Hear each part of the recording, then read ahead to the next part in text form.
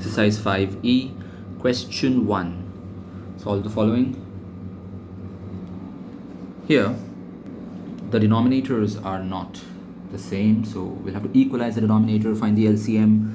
So into 2x plus 3 into 2x plus 3 into x minus 3 into x minus 3.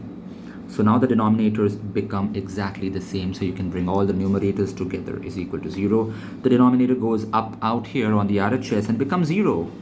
So we are left with this. Open the brackets, get the like terms together, simplify it, divide the whole equation by 2 because we can.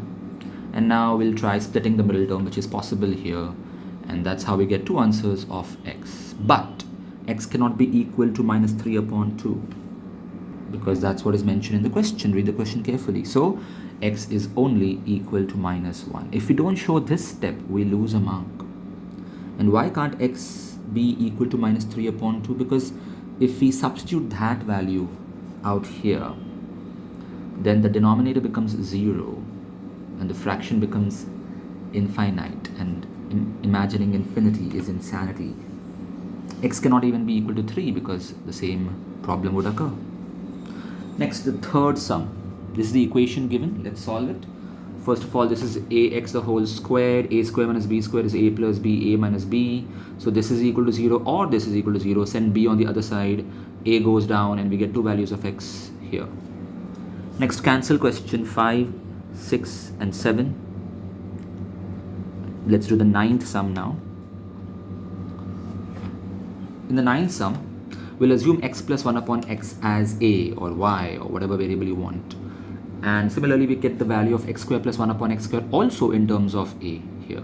If I square both the sides and I expand it and I send 2 on the other side, I do get x square plus 1 upon x square equal to a square minus 2. So these are the values I will substitute in this so that I can get a quadratic equation.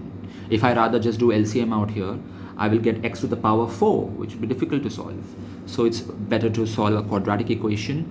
Again, here splitting the middle term is possible, so no need to use a formula. We get two values of a, but the sum isn't over yet. We have to resubstitute twice. So first, let's take this case. A is equal to 3. Resubstitute x plus 1 upon x. Cross multiply, LCM, get another quadratic equation, and we will solve it. Splitting the middle term wasn't possible, so you will use the formula b square minus 4ac, value is obtained, and then x formula is used to get two values here, 3 plus or minus root 5 upon 2. Second case, what if a was minus 5 upon 2? Again, resubstitute and solve. Fortunately, here splitting the middle term is possible, so again we get two answers. So finally, write all four answers of x.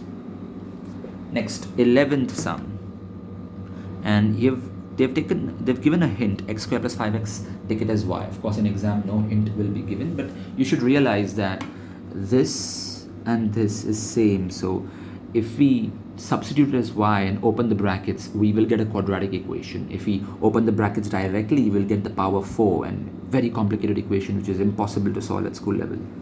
So we get a quadratic equation, we do splitting the middle term and get two values of y. But don't forget the resubstitution. So when y is equal to minus 16, solve using the formula. But b square minus 4ac, the discriminant, is coming as a negative answer. So the buck stops here. Its roots are not real, imaginary. So we don't have any solution here.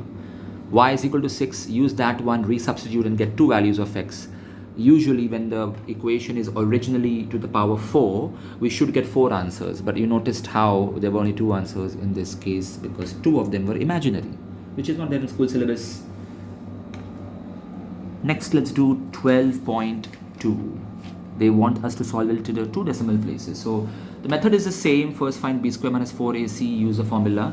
The only difference is that we'll have to actually find the root of 85 from the logbook, substitute that and solve further up till 2 decimal places. So you'll have to solve till 3 decimal places and round off till 2 decimal places. That's compulsory. Next, 13th sum. X is not equal to minus 2, by the way. So again, the brackets are same. So we'll assume the bracket to be y, which is x upon x plus 2 is equal to y. So that it's a simple quadratic equation, get two values of y. So we have two cases. In the first case, get the value of x. In the second case, also get the value of x. So we got two values of x. So you should write it in the end. X is equal to minus 3 comma minus 2 2 upon 3. Yeah, it's compulsory to write the solution set in the end. Next, 14.1 is cancelled, but 14.2 is there. It's a normal sum, but there was a condition that the value of x should be an integer.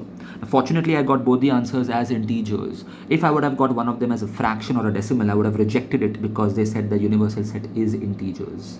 Q is rational numbers. That means it includes decimal numbers as well. And natural numbers start from 1, so even 0 won't be included in that. 15th and 16th are cancelled. That's right, you heard me right. 17.2, let's solve that. Seems complicated here. Let's do the LCM of the LHS and simultaneously do the LCM of RHS, and we open all the brackets. Fortunately, minus x minus gets disappeared, but that is possible only if x is not equal to 0. If x is equal to 0, that will also satisfy this equation. So one answer is x is equal to 0. Yes, you have to write this. What if x is not equal to 0? Then we can cut it and solve ahead. So this whole thing goes up here and this whole thing goes RHS up, and so fortunately again x square gets cancelled, and then we solve ahead to get the value of x. So we got two answers of x here. 18.1 is cancelled. Let's do 18.2 and then 19/20 are cancelled. 18.2, they want us to find the value of m, and they mentioned that the roots are equal to each other. Whenever the roots are equal to each other, that means b square minus 4ac will be 0. So you substitute the values of a, b, c, solve and get the value of m. Then you substitute the value of m in the original equation to change it into a quadratic equation, and you split the middle terms to get the two values of x.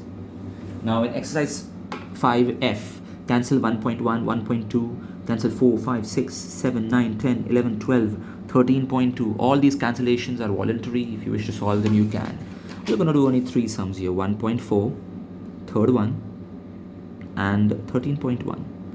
First of all, 1.4 seems complicated, but there's a simple solution to this: square both the sides. So the umbrella goes away. Open the brackets. A squared plus b squared minus 2ab. Be careful about the signs here. And the RHS remains as it is. Get the like terms together and you are left with the quadratic equation. Simplified further. By dividing by 2 is possible, then do it. Splitting the middle term, get two values of x. Now the third sum.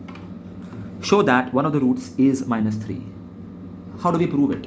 Well, we'll substitute x as minus 3 in the LHS. If it comes out to be equal to the RHS, that is 0, then it proves that minus 3 is a solution, is a value of x for this equation. And no wonder it does come out to be a solution. Substitute x as minus 3 and it becomes equal to RHS. Please don't write equal to 0 in the beginning itself. You have to prove it. You can't write it in the beginning. If you do, the whole sum goes wrong. But they want the other root too. So open the brackets here. You get a normal quadratic equation. We've got 1, 2, 3, 4 terms. So pair the first 2 terms and the last 2 terms separately, like we usually do in such solving. So we get 2 brackets is equal to 0. So value of x is minus 3, which we already knew. And another value is 2a, which is what they wanted. And finally 13.1. Nothing special about this sum except the fact that they've mentioned x is greater than 0. So first of all, LCM into 18 plus x into 18 plus x into 18 minus x into 18 minus x. So now we have a common denominator, but there's a minus sign here, so the inner minus sign also becomes plus sign. Be careful about the sign. Many times students miss changing the sign and the whole sum goes wrong. Such a silly mistake. Cross multiply, get a quadratic equation, splitting the middle term, get 2 values, but the negative answer is rejected because in the question they said it's a positive value only. So this is the final answer.